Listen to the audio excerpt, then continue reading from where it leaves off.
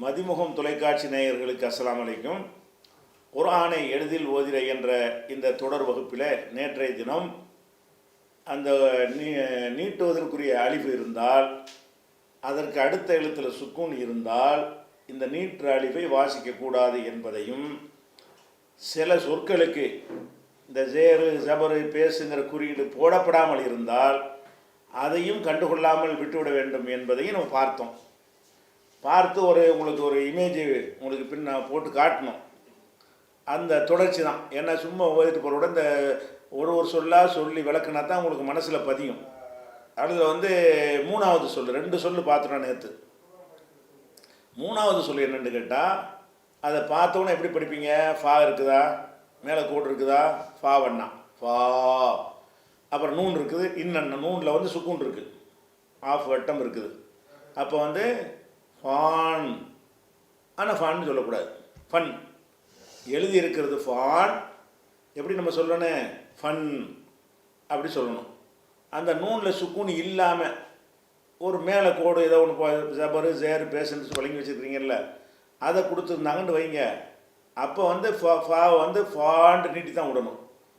நூறு சுக்கூன் இருந்தால் ஃபன், நூனில் அகரக்குறி இருந்தால் ஃபான, ஃபானி, ஃபானு அப்படி சொல்லிடுவோம். மேலே போட்டிருந்தா ஃபானை, கீழே போட்டிருந்தா ஃபானி, மேலே உகர குறியீடு போட்டிருந்தா ஃபானுன்னு படிப்போம். சுக்குன் போட்டால் ஃபான்ட்டு சொல்லாமல் ஃபன் சொல்லிடுவோம். இது ஒரு விஷயம். இதே மாதிரி தான் அடுத்த சொல்ல பாருங்கள். வால் அப்படி எழுதியிருக்குது, வாவு இருக்குது, மேலே கோடு இருக்குது, வானா. அப்புறம் லாம் இருக்குது, லாமில் என்ன போட்டிருக்கு? சுக்கூன் போட்டிருக்கு. அப்போ சுக்கூன் போட்டால் அந்த அழிவு இல்லைன்னு அர்த்தம். இப்போ என்ன செய்யணும்? வால் என்று படிக்காமல் வல், அழிப்பை படிக்கக்கூடாது, வல் அப்படி தான் படிக்கணும். இந்த லாமுக்கு சுக்கூன் இல்லாமல் வேறு ஏதாவது வச்சு பாருங்கள். ஒரு மேற்கோடை போடுங்களேன். அகர குறியீடை மேலே போடுறீங்க, ஆனா குறியீடை. அப்போ வா ல வாழ, வள இல்லை, வா ல வாழ அப்படி படிக்கணும். அப்போ இந்த சுக்கூன் போட்ட உடனே வால்னு சொல்லணும், வல்லுன்னு என்ன செய்யணும்? சுருக்கிடணும். அதே மாதிரி பாருங்கள், அடுத்த சொல்ல பாருங்கள். 4 எழுத்து இருக்குது. அதில் தால் ஒரு எழுத்து இருக்குது, வாவு ஒரு எழுத்து இருக்குது, அலிஃபு ஒரு எழுத்து இருக்கிறது, லாமு ஒரு எழுத்து, 4 எழுத்து அதில் இருக்கிறது. இந்த 4ல் தால் இருக்குது, அதுக்கு உகரம் போட்டிருக்கு, உகர குறியீடு இருக்குது, பேஸ் இருக்குது. அப்போ ஜூ, மேலே உகர குறியீடு போட்டால் ஜூன்னு சொல்லணும். அதுக்கடுத்து என்ன இருக்குது? வாவு இருக்குது. வாவுக்கு ஏதாவது குறியீடு இருக்குதா? இல்லை, அது விட்டுற வேண்டியது. அப்புறம் அலிஃபு இருக்குது. அந்த அலிஃபு அலிஃபுக்கு அடுத்து லாம் இருக்குது, லாமில் சுக்கூன் இருக்குது. சுக்கூன் இருந்தால் அலிஃபு இல்லைன்ற அர்த்தம். சுக்கூனுக்கு முன்னாடி அலிஃபு வந்தால் அந்த அலிஃபு இல்லைன்ற அர்த்தம். இப்போ நமக்கு 4 எழுத்து இந்த சொல்லில் இருக்குது. நம்ம வாசிக்கிற 2 தான் வாசிக்க போகிறோம். து இல் துல், து இல் துல், இவ்வளோ தான் வாசிப்பேன். தவிர இந்த வாவு அலிஃபை எல்லாம் கண்டுகொள்ளவே மாட்டோம். இந்த வாவு அலிஃபு இல்லாமல் எழுதினாலும் துல்தான், வாவலிஃபோட எழுதினாலும் துல்தான். ஆனால் இந்த வாவலிஃபெலாம் எதுக்கு போடுறாங்கன்னா, அர்த்தம் தெரிவாங்க, அர்த்தத்துக்காக படிக்கிறாங்கல்ல, அரபி இலக்கணம் படிக்கிறாங்கல்ல, அவங்களுக்கு அந்த அது வாவலிஃபு இல்லாட்டி அர்த்தம் வேறையாக போயிடும், வாவலிஃபு இருந்தால் அர்த்தம் வேறையாக போயிடும். அது மொழிக்கு அர்த்தம் தெரியும் போது தான் அது ஏன் போட்டாங்கன்னு தெரியும். சும்மா நம்மளை நான் ஒழுங்காக அப்படி போட்டு போயிடும்னு நீங்கள் நினைக்கக்கூடாது. அதுக்காக சொல்கிறேன். வாசிக்கலன்னு தெரியும், மறையாக போடுறீங்கன்னு கேட்கக்கூடாது. அது அது கண்டிப்பாக போடணும். அது இந்த கிராமர் படித்தாங்கன்னு சொன்னால் அந்த கிராமர் படி ஏன் வாசிக்கக்கூடாதுன்னு காரணம் அவங்களுக்கு விளங்கும். நான் அந்த கிராமருக்குள்ளேருந்து இந்த பாடத்தை நடத்தக்கூடாது. நீங்கள் குரான்னா என்னென்னு தெரியாமல், அரபியா என்னென்னு தெரியாமல் படிச்சுட்டு இருக்கும் பொழுது உங்களுக்கு எந்த மாதிரி சொன்னால் அது மனசில் நிற்குமோ அந்த மாதிரி உங்களுக்கு சொல்லிகிட்டு இருக்கிறோம். சரியா? 2 வெவ்வேறு அர்த்தம் வரக்கூடியதான். இருந்தால் நம்ம எப்படி நீங்கள் விளங்கிட்டால் போதும்னா, அந்த வாவு அலிஃபு அதுக்கு ஒன்றும் போடாமல் வந்துச்சுன்னு சொன்னால் அப்படி ஒன்று இல்லை. அப்போ துல். அடுத்து பாருங்கள், 6வது எழுத்து, 6வது சொல்லு பா இருக்குது, மேலே கோடு போட்டிருக்கு, பானா. ஒரு அலிஃபை வர சேர்த்துருக்குறாங்க, பா வண்ணா பா. அதுக்கப்புறம் லாம் இருக்குது. லாமுக்கு என்ன இருக்குது? சுக்குன் இருக்குது. அப்போ பால் அப்படி இருக்குது, ஆனால் சொல்லக்கூடாது. பல் இருக்கிறது பால், ஆனால் நீங்கள் எப்படி சொல்லணும்? பல் அப்படின்னு சொல்லணும். அப்போ இதில் இந்த லாமில் சுக்குன் இல்லாமல் இருந்தால் நீட்டி படிச்சுருவீங்க. அந்த இல்லுக்கு பதிலாக லா இருக்குன்னு வைங்க. லாமில் மேலே கோடு போட்டுருந்தாங்கன்னு வைங்க. இப்போ பலன்னு படிக்கக்கூடாது, பால. சுக்கூன் இருந்தால் பல், பால் கிடையாது. அப்போ இந்த மாதிரி என்ன செய்யணும், படிக்கணும். அடுத்து வந்து 7வது சொல்லு. இந்த 7வது சொல்லை பொறுத்த வரைக்கும் அதை கொஞ்சம் விவரமாக நீங்கள் பார்த்தா தான் புரியும். அந்த 7வது சொல்ல என்ன இருக்குன்னா காஃப் இருக்குது. காஃபில் வந்து ஒரு கோடு போட்டால் என்ன, கா. 2 கோடு போட்டால் கா, கண். ஒரு ஒரு எழுத்தில் வந்து 2 குறியீடு போட்டாங்கன்னு வைங்க, அது இன் உச்சரிப்பு தரும்ல, அன் இன் புன் அப்படிங்கிற உச்சரிப்பு வருவதற்கு என்ன செய்வாங்க, ரெட்டையாக போட்டு விட்ருவாங்க. அலிஃபை போட்டு 2 கோடு போட்டால் அன், அலிஃபை போட்டு கீழே 2 கோடு போட்டால் இன், அலிஃபை போட்டு 2 உகர குறியீடு போட்டால் உன். அதே மாதிரி மீமை போட்டு மேலே 2 கோடு போட்டால் மாண்டு சொல்லலாம் மண். ஒரு இன்கிற உச்சரிப்பு அதுக்குள்ளே என்ன செய்யும், சேர்த்து கொள்வார்கள். அப்போ சேர்த்துக்கிற போது நீங்கள் இப்போ கற்பனையில் என்ன பண்ணணும்னு கேட்டால், இங்கே ஒரு இன் இருக்குன்னு வச்சுக்கிறணும். உச்சரிக்கிறீங்கல்ல, இப்போ உச்சரித்தா இருக்குன்னு தானே அர்த்தம். இந்த 2 கோடு போட்டோன்னு அதை எப்படி உச்சரிப்பீங்க, கண். கண்டு படிக்கும் பொழுது அப்போ காபும் இருக்கிறது, ஒரு நூனும் ஒளிந்து இருக்கிறது. அந்த நூன் ஒளிந்திருக்கிற அடையாளமாகத்தான் ஒரு குறியீடை இன்னொரு குறியீடு ஜாஸ்தி ஆக்கியிருக்கிறோம். அப்போ இந்த காஃபுங்கிறதுல வந்து ஒரு குறியீடு இருந்தால் கா, 2 குறியீடு அதே இது வந்துட்டால் கண் அப்படி சொல்லும் பொழுது, இப்போ இந்த இடத்துல இந்த அதுக்கு பதிலாக என்ன செய்யுங்கன்னு கேட்டால், ஒரு மனக்கண்ணால் ஒரு நூன் அவங்களுக்குள்ள வைங்க, நூனில் ஒரு சுக்கூன் போடுங்க. அப்போ கான், காண்டு படிக்கலாமா, கண். இதை கண்ணுன்னு தான் படிக்கணும். இந்த அலிஃபை நம்ம கணக்கில் எடுத்துக்கொள்ளக்கூடாது. ஏன் எடுத்துக்கொள்ளக்கூடாதுன்னா, அந்த அலிஃபுக்கு பின்னாடி சுக்கூன் வச்ச எழுத்து கண்ணுக்கு தெரியாவிட்டாலும் நம்ம கருத்துக்கு தெரியுது. இன்னுன்னு வாசிக்கிறோம்ல, கண்ணுக்கு தானே தெரியல, காதுக்கு வழங்குதில்ல. கண்ணுக்கு அந்த இன் எழுத்து தெரியல. கண் என்று நான் சொல்லும்போது உங்கள் காதில் இன்னும் வழங்குதா இல்லையா, இருக்குது. கண்ணுக்கு தெரியாட்டாலும் காதுக்கு வழங்குறதுனால அந்த இடத்துல இன்னும் வந்து ஒளிஞ்சிக்கிட்டு இருக்குது. அப்படி வச்சு பார்த்தீங்கன்னா இது எழுதப்பட்டிருக்கிற கான் என்று தான் இருக்கிறது. நம்ம என்ன செய்கிறோம், அலிஃபை நீட்டி விட்டுட்டு ஒரு சுக்கூன் வந்துட்டதுனால கண், அந்த அலிஃபும் அவுட் ஆகி போயிடும். அதே மாதிரி வந்து 8வது சொல்லு ஷீன் இருக்கிறது, மேலே கோடு இருக்கா, ஷானா. அந்த ஷானாவுக்கு அப்புறம் ஒரு அலிஃபு போட்டிருக்கிறாங்க, ஷாவண்ணா. ஷானா போட்டு ஒரு அலிஃபு போட்டால் இது ஷா, அது ஷா, ஆவண்ணா வந்துருச்சு. அதுக்கப்புறம் ஏ போட்டிருக்கிறாங்க. ஏக்கு வந்து சுக்கூன் போட்டிருக்காங்க, யா இ யூ அது போடாமல் ஈயன்னா இருக்குல்ல, ஈயன்னா வரும்ல, அந்த சுக்கூன் போட்டிருக்கிறாங்க. அப்போ சுக்கூன் போட்டாங்கன்னா அதுக்கு முந்தின அலிஃபு அவுட்டு. அப்போ ஷாய் என்று சொல்லாமல் ஷை, எழுதி இருக்கிறது ஷாய், சொல்வது ஷை. அப்போ கட் பண்ணிடணும், அந்த அலிஃபை எடுத்துடணும். அதாவது உச்சரிப்பிலிருந்து எடுத்துடணும், அழிச்சிடக்கூடாது போய். அதுக்கப்புறம் வந்து அடுத்த 9வது சொல்லுக்கு வாங்க. ஃபா இருக்குது, ஃபா எழுத்துக்கு மேலே கோடு போட்டிருக்கு, என்னென்னு வாசிக்கணும், ஃபானா. அடுத்தது தால். தாலுக்கு என்ன போட்டிருக்கு, சுக்கூன் இருக்குது. இப்போ ஃபாவில் வந்து அந்த ஃபத்தஹ், அதாவது ஜபர் மேற்கோடு போட்டிருக்குல்ல, அதை போட்டதோட ஒரு அலிஃபும் போட்டிருக்கிறாங்க, ஃபா என்று எழுதியிருக்கிறாங்க. அந்த அலிஃபு இல்லாட்டி ஃபா, அலிஃபு இருந்தால் ஃபா. அதுக்கப்புறம் தால், அந்த தாலில் சுக்கூன் வச்சு விட்டாங்க. இங்கே சுக்கூன் வச்சு அங்கே அந்த அலிஃப் அவுட்டாக போயிடும். அப்போ இதை ஃபாத் என்று படிக்காமல் ஃபத், ஃபாது அப்படி படிக்காமல் எப்படி படிக்கணும், ஃபத், ஃபா இத் ஃபத். இப்போ இந்த அலிஃபு என்ன செஞ்சிருது, அவுட்டு. ஏன் அந்த அலிஃபு எழுதியிருந்தும் படிக்கலன்னு கேட்டால், அலிஃபுக்கு அப்புறம் வரக்கூடிய எழுத்தில் வந்து சுக்கூன் இருந்தால் அந்த அலிஃபுக்கு என்ன இல்லை, வாசித்தல் கிடையாது, வாசிக்கிறதுல அந்த அலிஃபு வந்து இடம் பெறாதுன்னு புரிஞ்சுக்கணும். அப்புறம் ஐன் இருக்குது, ஐனுக்கு அந்த உகர குறியீடு ஊ போட்டிருக்குது. அப்போ இதை எப்படி படிக்கணும், ஃபத் ஊ, ஃபாதுன்னு படிக்கக்கூடாது, ஃபத் ஊ, ஃபத்துன்னு படிக்கணும் நீட்டாமல். அதுக்கடுத்து என்ன இருக்குது, அதை ஒட்டிய லாம் இருக்குது, லாமுக்கு மேலே கோடு போட்டிருக்கு, அது லானா. அதுக்கப்புறம் நூன் இருக்குது, ஒரு புள்ளி மேலே இருந்தால் நூனு தானே, நூன் இருக்குது, அதுவும் மேலே கோடு போட்டிருக்கு, நானா. நானாவோட நிப்பாட்டாமல் ஒரு அலிஃபையும் சேர்த்துருக்குறாங்க பின்னாடி, நாவண்ணா வைக்கிட்டாங்க. அது அந்த 2 சொல்ல 2 எழுத்தை மட்டும் படித்தா ல நா, லனா. இது லானா, அது நாவண்ணா, லானான்னு தமிழ் எழுதுங்க. நாவண்ணான்னு எழுதுங்க, லனான்னு படிப்போம். அப்படி தான் இங்கே இருக்குது. மொத்தமாக சேர்த்து எல்லாத்தையும் சேர்த்து படித்தா ஃபதுலனா, ஃபாதுலனான் இருக்குது, எழுதியிருக்கிற முறை பிரகாரம் படித்தால் ஃபாதுலனா. எப்படி வாசிக்க வேண்டும் என்றால் ஃபது, ஃபாதுன்னு நீட்டாமல் ஃபத் அப்படின்னு கட் பண்ணி படிக்கணும். அப்போ ஃபதுலனா. அடுத்து 9 10வது எழுத்தை பாருங்கள். 10வது எழுத்தில் ஃபஸ்ட்டில் ஃபா இருக்குது, ஃபாக்கு மேலே அகர குறியீடு இருக்குது. அதில் அகர குறியீடு போட்டால் என்னது? ஃபானா, ஃபா. அதுக்கப்புறம் அலிஃபு சேர்த்துருக்குறாங்கல்ல, அப்போ எப்படி வாசிக்கணும்? ஃபா வண்ணா, ஃபா நீட்டியாச்சு. அதுக்கப்புறம் லாம் இருக்குது. அந்த லாமுக்கு என்ன இருக்குது? சுக்குன் இருக்கா? அப்போ ஃபால், ஃபால் என்று இருக்கிறது. ஃபால் என்று வாசிக்கலாமா? வாசிக்கக்கூடாது. ஏன் வாசிக்கக்கூடாது?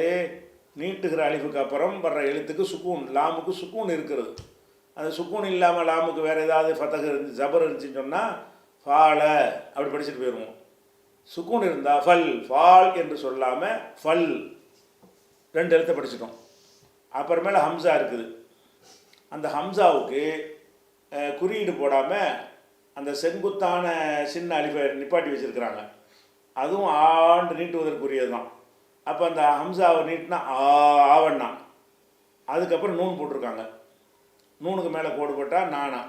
மொத்தமாக படித்தோம்னு சொன்னால் ஃபா இல் ஆ ந, ஃபல் ஆன. ஃபா வந்து நீட்டி தான் இருக்கிறது. நம்ம நீட்டாமல் குறிலாக சொல்லணும். ஃபால் ஆனன்னு சொல்லாமல் ஃபல் ஆன. அடுத்து என்னென்னு கேட்டால், அடுத்த சொல்லு என்னது? 11வது சொல்லு ரா இருக்குது, ராங்கிற எழுத்து இருக்குது. அந்த ராவுக்கு மேலே கோடு ரானா. அதுக்கடுத்து கைன், கைன் அப்படி இருக்கும். வயிறு வந்து சேர்த்து எழுதும்போது அந்த அடிப்பாகம் போயிடும். அது கைனு, மேலே புள்ளி வச்சா கைன், மேலே புள்ளி வைக்கிட்டு ஆயின்னு சொல்லுவோம். புள்ளி வச்சுருக்குது. அதை வந்து காங்கிறது அந்த தொண்டுக்குள்ளேருந்து வரணும். காக்கா கத்தும்ல அந்த உச்சரிப்பு. அப்போ ராக்கு மேலே போட்டால் ரா, கைனுக்கு மேலே கோடு போட்டால் கா, ரா காண்டு வந்துடுச்சு. அதுக்கப்புறம் தால் இருக்குது. அந்த தாலில் வந்து 2 குறியீடு போட்டிருக்காங்களா? ஒரு குறியீடு போட்டாங்கன்னா தா, 2 குறியீடு போட்டால் தன், 2 குறியீடு போட்டால் தன்னுன்னு படிச்சிடுறோம். அப்போ தன் என்று படிக்கிறதுக்கு அதோட நிப்பாட்டி போடலாம். ஒரு அலிஃபை கொண்டு சேர்த்துருக்குறாங்க. அலிஃபை சேர்த்தா நீட்டுக்குள்ளே தானே அலிஃபு. நீட்டலாமான்னா நீட்டக்கூடாது. ஏன்னு கேட்டால் இதில் வந்து இறுதியில் ஒரு இன்னு இருக்குது, கண்ணுக்கு தெரியலை. ரகதன் அப்படி நான் சொல்லும்போது இன்னும் விளங்கல உங்கள் காதுக்கு. ரகதன் இந்த சொல்லில் தேடி பார்த்தீங்கன்னா நூனை காணாம்.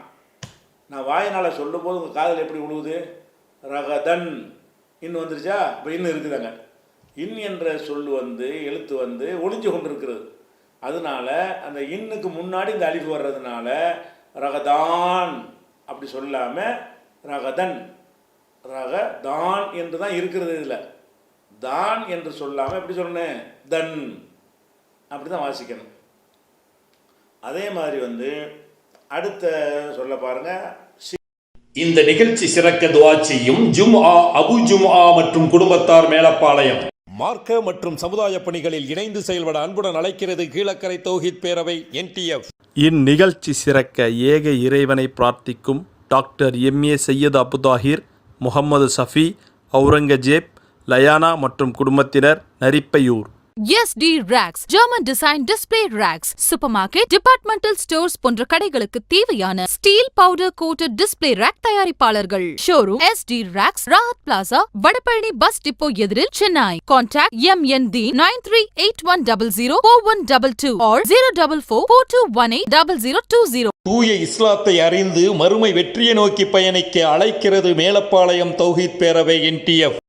இந்நிகழ்ச்சி வெற்றி பெற துஆ செய்யும் முகமது கான், சஹீம் மற்றும் யூசுப் மெடிக்கல்ஸ், பாம்பன்.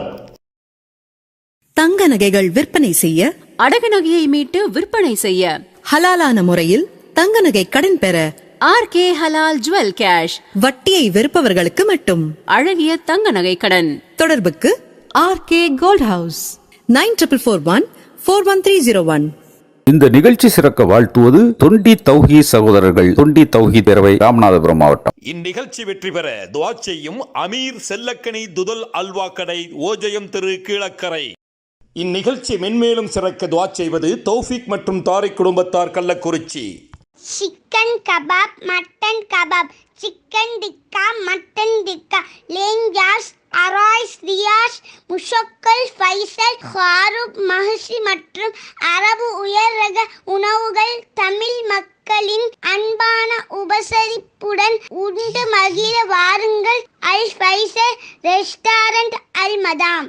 UAE-யில் தொழில் தொடங்க விசிட் விசா, ஃபேமிலி விசா போன்ற இன்னும் பல தேவைகளுக்கு தொடர்பு கொள்ளுங்கள். சுகைலா டைப்பிங், துபாய். தங்க ஆபரண நகைகளை தூய்மையாகவும் நம்பிக்கையாகவும் வாங்கிட அல்ஹசீனா ஜுவல்லரி, மயிலாடுதுறை. தூய இஸ்லாத்தை அதன் நேரான வழியில் அறிந்து செயல்பட உங்களை அன்புடன் அழைக்கிறது கூத்தாநல்லூர் தௌஹீத் பேரவை.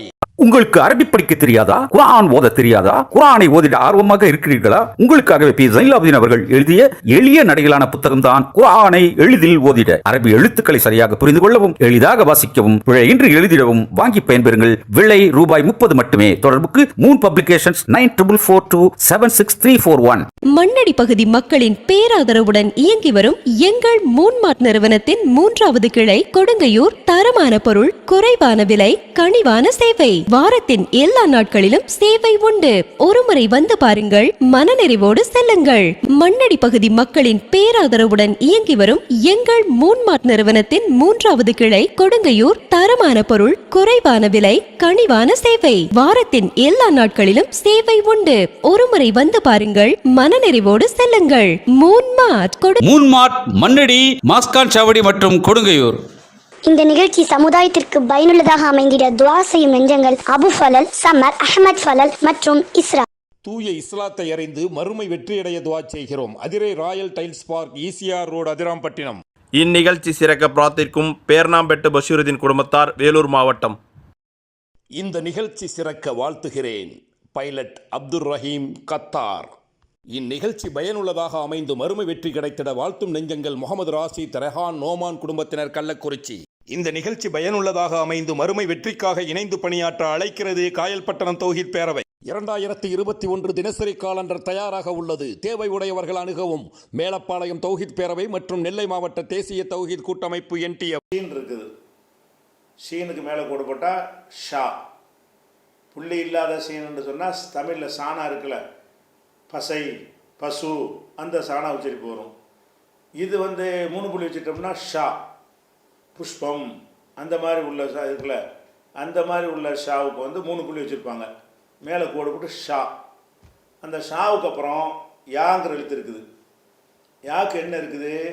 சுக்குன் இருக்குது. அப்போ சுக்குன் இருந்தால் அதை வாசிக்கணும் அப்படியே, ஷை. இது ஷா. யானாவில் சுக்குன் இருந்தால் ஈ. யானா இருக்குல்ல, யானா, யாவண்ணா, ஈனா. அந்த யானாவில் புள்ளி வச்சா ஈயண்ணா. புள்ளிக்கு பதிலாக தான் அரபியில் சுக்குன் வைப்பாங்க. அப்போ யாக்கில் சுக்குன் வச்சுட்டாங்கன்னா ஈயண்ணா. அப்போ ஷானா, ஈயண்ணா, ஷை. அதுக்கப்புறம் என்ன இருக்குது? ஹம்சா இருக்குது. அந்த ஹம்சாவில் ஒரு கோடு போட்டாங்கன்னா அ, ஷை அ அப்படி படிக்கணும். 2 கோடு போட்டாங்கன்னா ஷை அன் அப்படின்னு படிக்கணும். அப்புறம் என்ன செய்கிறாங்கன்னா நீட்டு வர போட்டாங்க, ஷை ஆன். ஒரு அலிஃபை வர போட்டு நீட்டி விட்டுருக்குறாங்க, ஷை ஆன் என்று எழுதியிருக்கிறாங்க நீட்டி. ஆனால் ஷை அன் என்று தான் படிக்க வேண்டும். ஏன் அந்த அலிஃபை படிக்கலைன்னு கேட்டால், அந்த அலிஃபுக்கு பின்னாடி என்ன இருக்கிறது? ஒரு நூன் கண்ணுக்கு தெரியாத ஒரு நூன் இருக்குது. அது உச்சரிப்பில் காதில் விளங்குது. அப்போ ஷை அன், ஷை அன் அந்த இன்னும் சொல்கிறீங்கல்ல, ஷை ஆன் அப்படி சொல்லும் பொழுது அலிஃபை நீட்டுறீங்க, பின்னாடி நூன் இருக்குது, சுக்கூன் இருக்குது. அந்த நூன் அங்கே இருக்குன்னு கற்பனையில் இருக்கிற காரணத்து, கற்பனையில் நெசமாக இருக்கிறது, காதில் வழக்கத்தானே செய்யுது, எழுத மாட்டாங்க. அதுக்கு அடையாளம் பார்த்தா 2 கூட போட்டு விட்டாங்க அது இன்னும் வர்றதுக்காக வேண்டி. அப்போ ஷை ஆன் என்று இருக்கிறது. இதை ஷை ஆன் என்று சொல்லக்கூடாது. Shy an. ஆன் என்றால் நீட்டுறோம்னு அர்த்தம், அன் என்றால் நீட்டாமல் சொல்கிறோம். அதே மாதிரி 12 சொல்லு பார்த்துட்டோமா, 13வது சொல்ல பாருங்கள். அதில் என்ன இருக்குது? ஃபா இருக்குது. ஃபாக்கு மேலே கோடு, ஃபானா. அப்புறம் அலிஃப் போட்டிருக்காங்களா, இது ஃபாவன்னா தான் இருக்குது, ஃபா என்று இருக்கிறது. அதுக்கு அடுத்த எழுத்து என்ன இருக்குன்னா நூன் இருக்குது. ஒரு புள்ளி இருந்தால் நூனு. அப்போ நூனில் என்ன கொடுத்துருக்காங்க? சுக்கணும், இன்னன்னா. அப்போ ஃபா இன் ஃபான் சொல்லலாமா? சொல்லக்கூடாது. ஏன்? நீட்ரு அலிஃபுக்கு பின்னாடி சுக்குன் வந்துருச்சு. ஃபான் என்று சொல்லாமல் ஃபன். ஃபான் என்று சொன்னீங்கன்னா அலிஃபை வாசிக்கிறேன்னு அர்த்தம். ஃபன்னு சொன்னீங்கன்னா அலிஃபை வாசிக்கலைன்னு அர்த்தம்.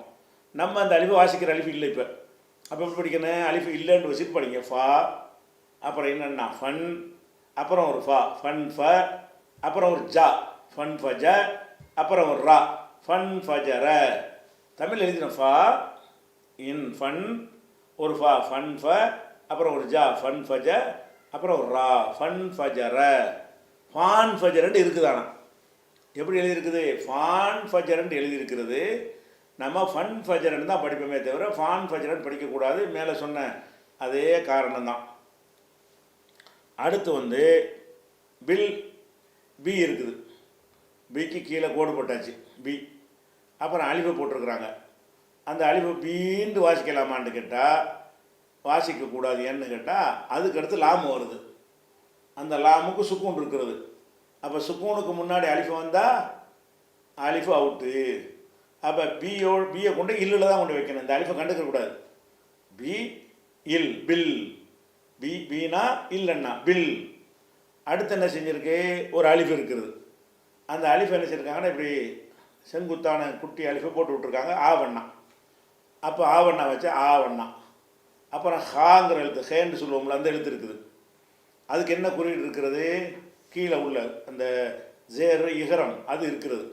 அப்போ அது ஹி, ஹீன்னு அந்த காரி சொல்லணும், ஹி. அப்போ ஆவண்ணா ஹீனா ஆ ஹி.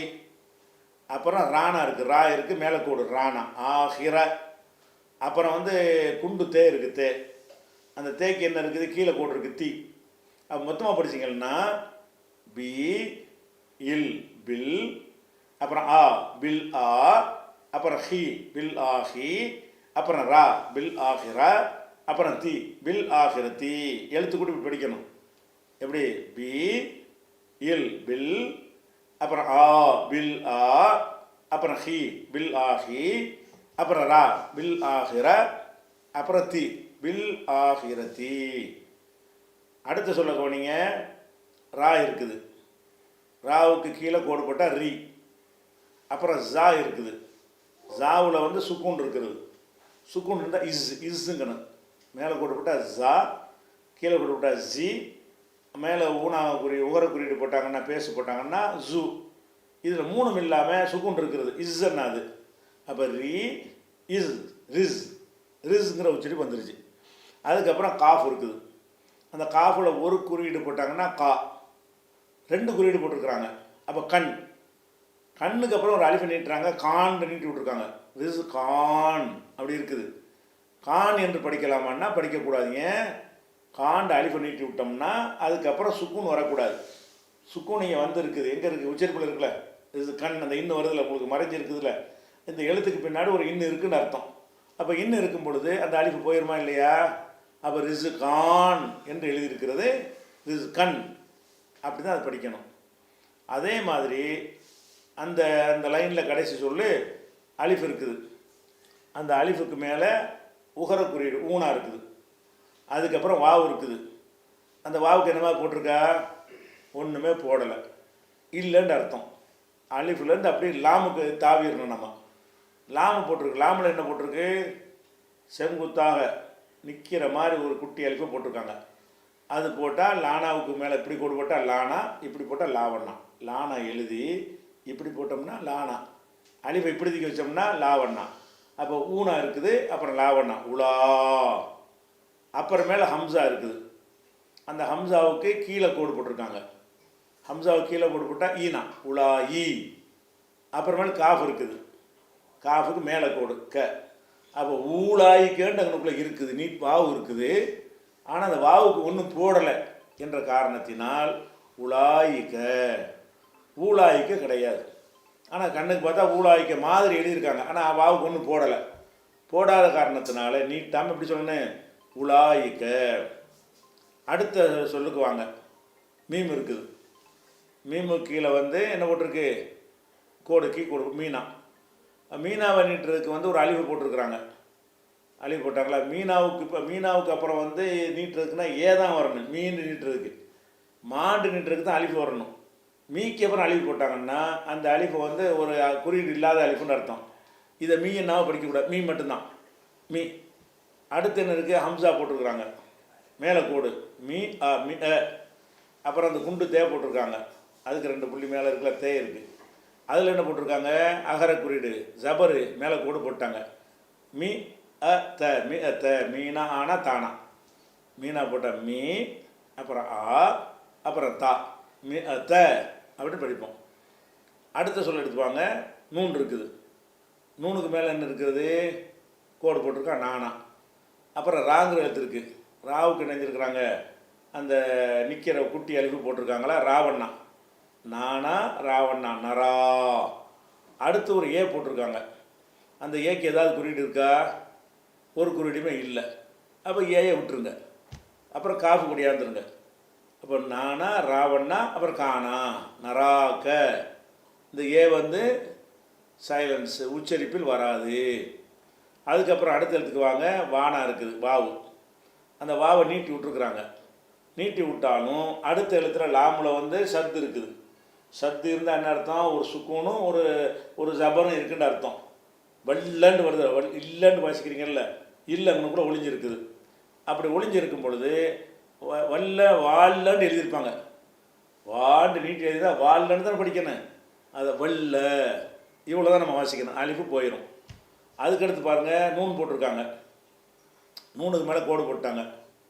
அதுக்கப்புறம் அலிஃபு போட்டிருக்காங்க, அந்த அலிஃபு நாண்டு நீட்டுற மாதிரி தான் இருக்குது. ஆனால் அதுக்கடுத்து எடுத்துக்கு வாங்க, லாம் இருக்குது, லாமில் ஏதாவது போட்டிருக்கா, அப்போ லாம் இல்லைன்னு அர்த்தம். அடுத்த எழுத்துக்கு சீன் இருக்குது, அந்த சீனில் என்ன போட்டிருக்குது, ஒரு சீன் இல்லை ஜோடி சீன், சத்து போட்டிருக்காங்கல்ல, ரெட்டை குறியீடு அப்படி போட்டிருந்தாங்க. அடுத்த குறியீடு அது இருந்துச்சின்னு சொன்னால் சூக்கு பதில் சுன்னு அழுத்தி சொல்லணும். அப்போ என்ன இருக்குதுன்னு கேட்டால் நாசுண்டு வருது. நூனுக்கு அப்புறம் நூனை நீட்டி விட்டோம்னா நா இஸ் சு, நாசு அப்படி இருக்குது. அப்படி சொல்லக்கூடாது. ஏன் சொல்லக்கூடாது, இஸ்ஸுன்னு வந்துருச்சுல்ல, இஸ்ஸுன்னு சுக்குன்னு வந்துருச்சுன்னு சொன்னால் நசுன்னு தான் சொல்லணும். அந்த நாவை நீட்டக்கூடாது. நாசுன்னு எழுதியிருக்காங்க, அது எப்படி படிக்கணும், நசுன்னு எழுதணும். ஏன்னு கேட்டால் இஸ்ஸுன்னு வந்துருச்சுல சுக்குன்னு, அதுக்கு முந்தைய அந்த அலிஃபு அவுட்டு. அதே மாதிரி வருதுக்குங்க, ஹா இருக்குது, ஹாவுக்கு மேலே கோடு ஹானா, அப்புறமேலே ஒரு அலிஃபு போட்டிருக்காங்க நீட்டணும், ஹாவண்ணா. ஒரு அலிஃபு பார்த்தாலும் இன்னொரு அலிஃபு சேர்த்து போட்டிருக்காங்க. அப்போ ஹாண்டு பயங்கரமாக நீட்டன் போல அப்படி போட்டுட்டு அப்புறம் லாமை கொடுத்துருக்காங்க. அந்த லாமை போட்டிங்கன்னா லாமில் என்ன இருக்குது, இந்த ரெட்டை குறியீடு இருக்குது. ரெட்டை குறியீடு இருந்துச்சுன்னா சத்து இருக்குது, அழுத்த குறியீடு இருந்தால் ஹா இல்லை ஹால்லண்டு வருது. ஹால்லண்டு வாசிக்கலாமான்னு வாசிக்கக்கூடாது. ஏன்னு கேட்டால் இல்லு வந்துருச்சு. இல்லு வந்ததுனால முந்தின அலிஃபு அவுட்டு. இந்த எழுத்தை எப்படி படிக்க வேண்டும் என்றால் ஹல்ல, ஹால்லன்னு எழுதியிருக்காங்க. நீங்கள் என்ன செய்யணும், அந்த இல்லு வந்தவொடனே அலிஃபு இல்லைன்னு வச்சிடணும், ஹல்ல. அதே மாதிரி அடுத்த சொல்லுக்குவாங்க, மீம் இருக்குது, மீமுக்கு உகர குறியீடு 3ஆ போட்டிருக்கு. அப்புறம் வாவு இருக்குது, வாவுக்கு எதாவது போட்டிருக்கா, ஒன்றும் போடலை, அதை காலி பண்ணிடுங்க. அப்புறம் அலிஃபு இருக்குது, அதுக்கு ஏதாவது போட்டிருக்கா, ஒன்றும் இல்லை, அதையும் விட்டுருங்க. அதுக்கடுத்து அலிஃபு இருக்குது, அதில் ஏதாவது போட்டிருக்கா, அதையும் விட்டுருங்க. அதுக்கடுத்து லாம் இருக்குது, அதுக்கு ஏதாவது குறியீடு இருக்குதா, அதையும் விட்டுருங்க. அப்புறம் சாது, அதில் தான் குறியீடு இருக்குது. அப்போ என்ன ஒன்று, மூணுலேருந்து சாது கொடியாந்துடணும். இந்த நடுவுலாம் வெட்டி விட்டுட்டு 3 சொல்லிட்டு எங்கே வந்து அழுத்திடணும், சாது கொடியாந்துடணும். அந்த சாதில் என்ன இருக்குது, அந்த அழுத்த குறியீடு சத்து வச்சுருக்குறாங்க. அப்போ முஸ்ஸன்னு சொல்லாமல் முஸ்ஸ, முஸ்ஸன்னு அழுத்தி வாசிக்கும் போது எத்தனை எழுத்தை காலி பண்ணுறோம், ஒரு வாவு, 2 அலிஃபு, ஒரு லாமு நடுவில் இருக்குது, அதெல்லாம் காலி. மூவை படிக்கிறோம், சாதை படிக்கிறோம், வாவை படிக்க மாட்டேங்கிறோம். ஒரு அலிஃபு இருக்குது, அதை படிக்க மாட்டேங்கிறோம். இன்னொரு அலிஃபு இருக்குது, அதையும் படிக்க மாட்டேங்கிறோம். ஒரு லாம் இருக்குது, அதையும் படிக்க மாட்டேங்கிறோம். ஏன் படிக்க மாட்டேங்கிறோம், அதில் எந்த குறியீடும் போடலை, வாசிக்கிறதா போட்டிருப்பாங்க. அப்போ முஸ்ஸ அப்படின்னு படிக்கணும். அதுக்கப்புறம் வந்து காஃப் இருக்குது, காஃபில் என்ன இருக்குது, அலிஃபு நீட்டி காவண்ணா கா, சரி காண்டு வாசிடுவோம். அப்புறம் லாம் இருக்குது, லாமுக்கு என்ன குறி இருக்குதா, லாமுங்கிற எழுத்து இருக்குது, அதுக்கு சேரு ஜபரு பேசு சுக்குன்னு ஒன்றுமே இல்லை, அதை விட்டுறணும். அப்புறம் தால் வருது, தாலுக்கு என்ன இருக்குது, அழுத்த குறியீடு இருக்குது, இதுவும் தாவும் இருக்குது. அப்போ என்ன செய்யணும்னு கேட்டால் இத்தன்னா இருக்கிறதுனால அந்த காண்டு நீட்டுறீங்கல்ல, அதுக்கு நீட்டுறது வந்து செத்து போயிடும். கா அப்போ கானா இத்தன்னா தான கத்த காத்தன்னு படிக்கக்கூடாது. காத்தன்னு படித்தா அழிவை படிச்சுட்டோண்டு ஆயிரும். கத்தன்னு தான் படிக்கணும். அதில் ஒரு லாமு ஒன்று இருக்குது. கல் தன்னு இல்லைன்னா படிக்கலாமான்னா படிக்கக்கூடாது. ஏன்னு கேட்டால் லாமுக்கு ஒன்றும் போடவில்லை. லாமுக்கு இந்த ஜேரு ஜபர்னு எந்த ஒரு குறியீடும் போடவில்லை. இந்த பேஜில் உள்ள இன்னும் 4-5 சொற்கள் இருக்கிறது. இது என்ன செய்யணும், நீங்கள் இதை டிவியில் உள்ள அப்படி படம் போட்டாவில் படம் எடுத்து வச்சுக்கிட்டு இதை திருப்பி என்ன செய்யணும், அதை அடுத்த வாரம் வரைக்கும் ப்ராக்டிஸ் எடுத்துட்டீங்கன்னு சொன்னால் இந்த பாடத்தை நம்ம கடந்து விட்டோம். விதிவிலக்கான பாடங்கள் 80% சொன்னோம்ல, இப்போ 85% பாடத்தை படித்தாச்சு, கூடி போச்சு. இன்ஷா அல்லாஹ் அடுத்த வாரத்தில் மற்றொரு விதிவிலக்கான சட்டத்தை, எல்லாம் விதிவிலக்கான சட்டத்தெல்லாம் படித்தாச்சு. அந்த சட்டத்திலேருந்து கொஞ்சம் மாறி வரக்கூடிய விஷயங்களை தான் இப்போ பார்த்துட்டு இருக்கிறோம். இதை படித்தோம்னா இன்ஷா அல்லாஹ் அடுத்த வாரம் மீதி பாடத்தை பார்க்கலாம். அஸ்ஸலாமு அலைக்கும்.